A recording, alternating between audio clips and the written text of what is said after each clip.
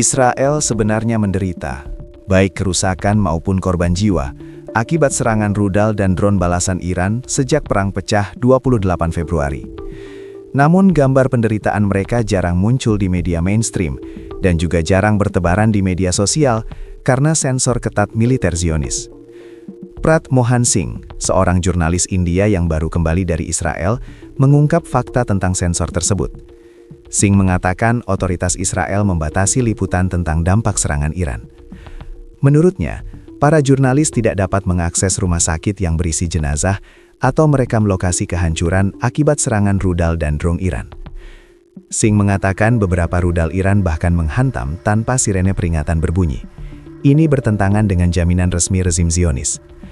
Kementerian Kesehatan Israel mengatakan 13 orang tewas dan 1.929 luka-luka dalam serangan balasan Iran sejak 28 Februari.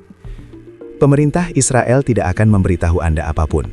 Anda tidak dapat mengunjungi rumah sakit yang berisi jenazah, dan ketika terjadi insiden, kami bahkan tidak tahu di mana itu terjadi, katanya kepada Al Jazeera.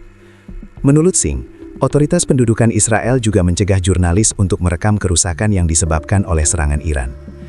Kesaksiannya telah beredar luas di platform media sosial, di mana para pengguna menggambarkannya sebagai bukti sensor militer Israel yang ketat selama perang terbaru ini.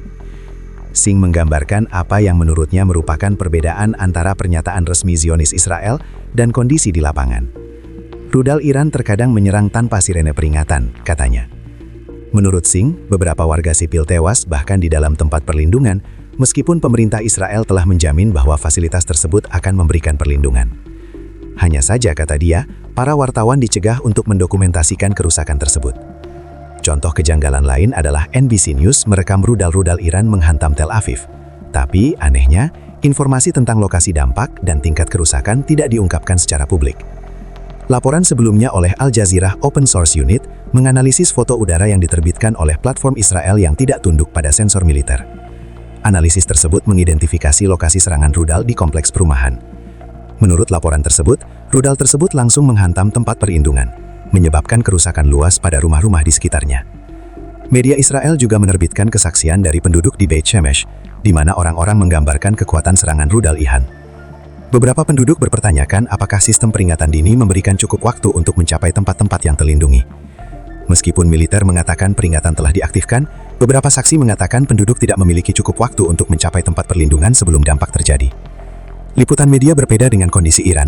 Media-media Teheran secara terbuka melaporkan bahwa agresi gabungan AS Israel telah menewaskan lebih dari 1.200 orang di Iran, termasuk pemimpin tertinggi Ayatollah Ali Khamenei, dan melukai lebih dari 10.000 lainnya.